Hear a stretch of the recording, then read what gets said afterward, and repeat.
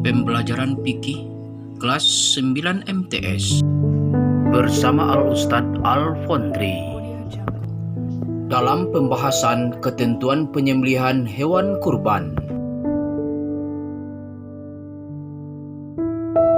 Assalamualaikum warahmatullahi wabarakatuh. Alhamdulillah wa syukurulillah wala haula wala quwata illa billah.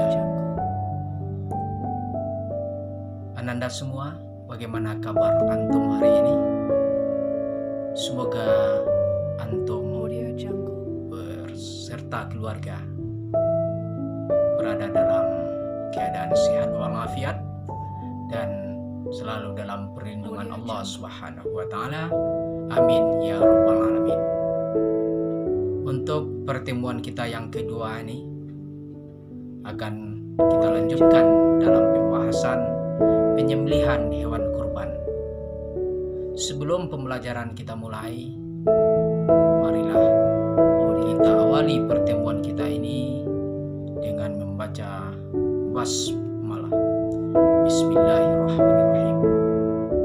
Nah, ananda sekalian, untuk sesi pertemuan kita pada kali ini akan membahas tentang materi ketentuan pelaksanaan kurban. Adapun tujuan pembahasan kita dalam pembelajaran ini, antum harus menguasai yang pertama tentang pengertian beserta dalil berkurban. Yang kedua tentang hukum pelaksanaan kurban ini, apa hukumnya. Yang ketiga, antum harus memahami kapan waktu pelaksanaan yang boleh dilaksanakan hewan kurban ini. Sedangkan yang keempat, antum harus memahami tentang hewan yang boleh digunakan untuk berkurban. Sedangkan yang kelima berkaitan dengan syarat pelaksanaan hewan kurban ini, apa syaratnya. Sedangkan yang keenam berkaitan dengan sunnah-sunnah yang harus dilakukan dalam berkurban ini, apa saja sunnahnya. Demikian.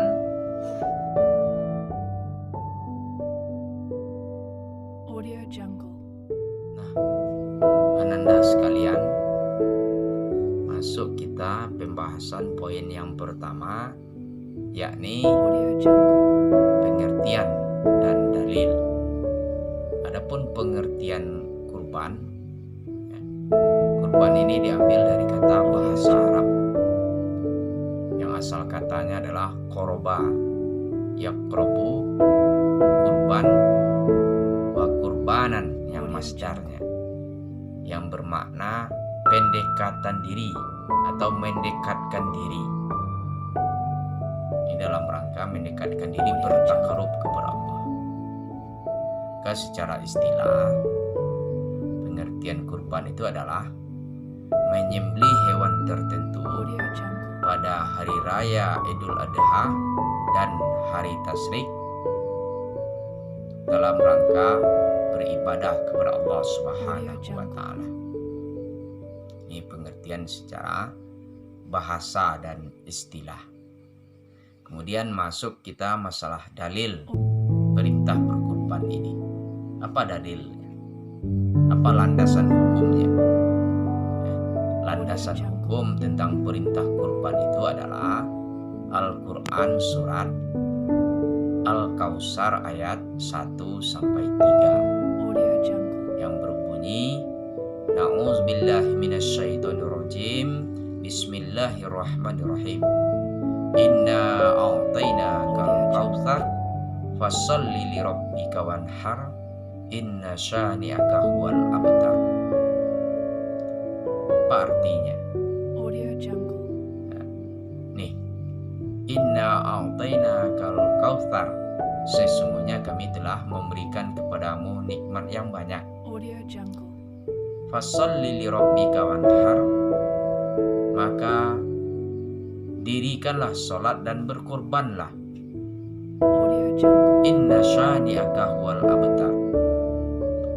Sesungguhnya orang yang membencimu dialah yang terputus. Benar Allah dari segala firman-Nya berkaitan dengan hukum pelaksanaan kurban dan waktu berkurban.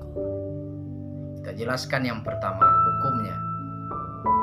Apa hukum tentang perintah berkurban ini? Hukumnya adalah sunnah muakkad. Apa itu sunnah muakkad? Sunnah muakkad adalah sunnah yang sangat dikuatkan. Artinya yang sangat dianjurkan sekali, dikuatkan, dianjurkan, sangat penting artinya. Maka ini berkaitan dengan sebuah hadis Rasulullah Shallallahu Alaihi Wasallam. Man kana lahu sa'atan falam yudahi fala yaqrabanna musallana. Barang siapa yang mempunyai kelebihan harta namun tidak memiliki keinginan untuk berkurban, maka jangan mendekati tempat sholat kami. Fala yaqrabanna musallana, jangan mendekat kepada tempat sholat kami. Maka ini berdasarkan hadis tersebut Rasulullah jelas sangat membenci sekali bagi orang yang telah memiliki kelebihan harta namun dia tidak mau membeli hewan kurban dan tidak mau melaksanakan kurban. Kemudian jelas di sini ya, ananda sekalian, begitu pentingnya tentang berkurban ini, karena kandungannya adalah hukumnya sunnah muakkad bagi yang memiliki kemampuan harta, ya. Ini intinya memiliki kemampuan harta yang berlebih dalam rangka membeli hewan ternak untuk dikurbankan. Nah, berdasarkan hadis tersebut. Sedangkan waktunya lagi, kapan waktunya? Nah, ini waktunya adalah tanggal 10, 11, 12 dan 13 Zulhijjah.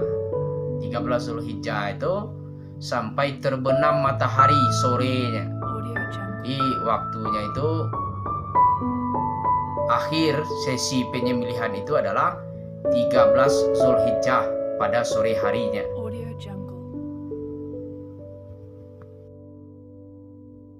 Selanjutnya berkaitan dengan hewan yang boleh untuk digunakan berkurban. Apa jenis hewannya? Yang pertama adalah unta, yang kedua sapi atau kerbau, yang ketiga kambing, ya, yang boleh digunakan untuk kurban. Yang keempat adalah domba atau biri-biri.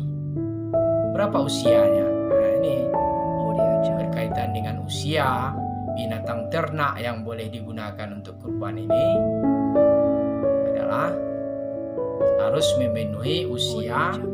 Kalau onta harus lebih dari 5 tahun, sedangkan sapi atau kerbau harus berusia 2 tahun. Kemudian kambing juga 2 tahun. Selanjutnya domba atau biri-biri juga boleh digunakan untuk kurban, tapi usianya harus memenuhi usia 1 tahun atau minimal sudah tanggal giginya.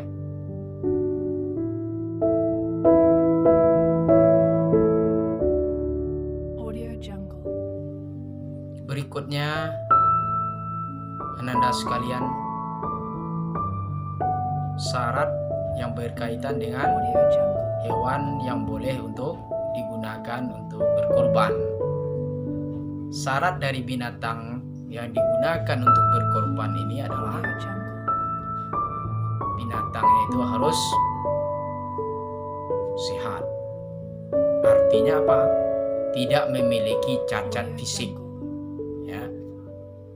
Ini binatang itu tidak kurus, tidak pincang kakinya sebelah, atau tidak berkudis, atau juga binatang tersebut tidak memiliki penyakit. Berarti binatang itu betul-betul sehat.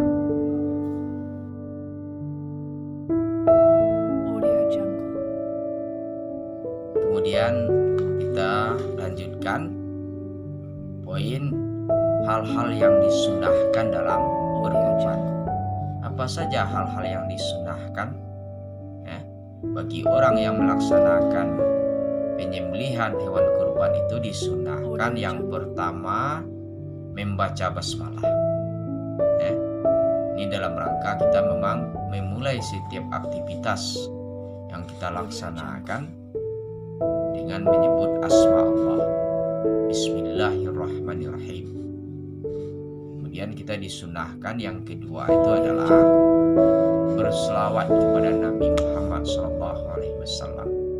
Allahumma sholli ala Muhammad wa ala ali Muhammad. Ini minimal dalam rangka untuk meraih syafaat baginda Rasul, menjalankan sunnah Rasul. Maka kita berharap supaya Rasulullah memberikan syafaat kepada kita di hari kemudian kelak. Kemudian yang ketiga, kita disunahkan membaca takbir, membesarkan Allah. Minimal takbirnya Allahu Akbar, Allahu Akbar, Allahu Akbar, Allahu Akbar, walillahil hamd. Ini minimal ya. Bertakbir, membesarkan asma Allah. Kemudian yang keempat, kita disunahkan berdoa agar kurban kita diterima oleh Allah Subhanahu wa taala. Apa doanya? Ini doa berkurban boleh dibaca yang singkat. Bismillahirrahmanirrahim. Allahumma taqabbal min Muhammadin wa ali Muhammadin wa min ummati Muhammadin. Allahumma taqabbal min Muhammadin, terimalah kurban dari Muhammad sallallahu alaihi wasallam, wa ali Muhammadin, dari keluarganya Muhammad, wa min ummati Muhammad, dari umatnya Muhammad. Jadi Allahumma taqabbal min Muhammadin wa ali Muhammadin wa min ummati Muhammadin. Ini ada juga doa yang lain, ada ini yang agak panjang, boleh juga dibaca ya. Bismillahirrahmanirrahim. Allahumma hazihi minka wa ilaika fataqabbal minni innaka anta arhamar rahimin. Dengan menyebut nama Engkau ya Allah yang Maha Pengasih lagi Maha Penyayang. Ya Allah, kurbanku ini dari Engkau ya Allah, dan kepada Engkau kutujukan kurbanku. Maka fataqabbal minni, maka terimalah kurbanku. Innaka anta arhamar rahimin, sesungguhnya Engkau zat yang Maha Penyayang. Ini doa yang agak panjang, boleh dibaca kalau hafal ya. Ustaz ulangi ya supaya lebih memahami doanya ya. Bismillahirrahmanirrahim. Allahumma hazihi minka wa ilaika fataqabbal minni innaka anta arhamar rahimin. Sadaqallahul azim. Ini doa yang dibaca ketika kita akan menyembelih hewan kurban, atau di saat penyembelihan itu dibaca doanya ya. Kemudian apa lagi yang disunahkan? Poin selanjutnya, hal-hal yang disunahkan itu adalah menghadapkan hewan yang akan disembelih itu ke arah kiblat. Kemudian di antara hal-hal yang disunahkan bahwa kita sebagai pelaku atau pelaksana atau orang yang menyembelih hewan kurban itu, dia sendiri yang melaksanakan penyembelihan. Ini disunahkan bagi orang yang punya kemampuan menyembelih hewan kurbannya, ya. Tapi kalau dia tidak punya kemampuan, umpamanya antum telah ikut berkurban, disunahkan antum sendiri sebagai pelaksana penyembelihan itu, ya. Antum sendiri yang menyembelih hewan ternak antum untuk dikurbankan. Jadi kalau antum punya kemampuan dalam melaksanakan penyembelihan. Tapi kalau tidak mampu, boleh diserahkan kepada orang yang profesional dalam melaksanakan penyembelihan hewan ternak atau hewan kurban itu. Tapi kalau antum punya kemampuan, dipersilahkan. Lebih bagus antum sendiri yang ikut menyembelih hewan kurban antum.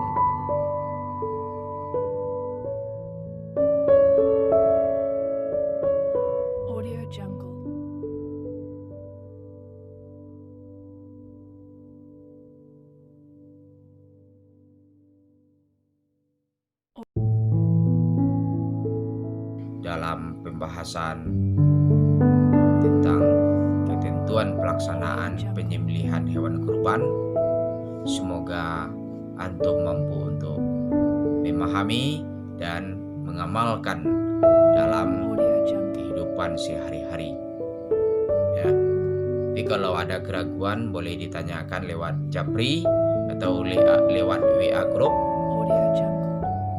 ya. Tapi kalau tidak, mudah-mudahan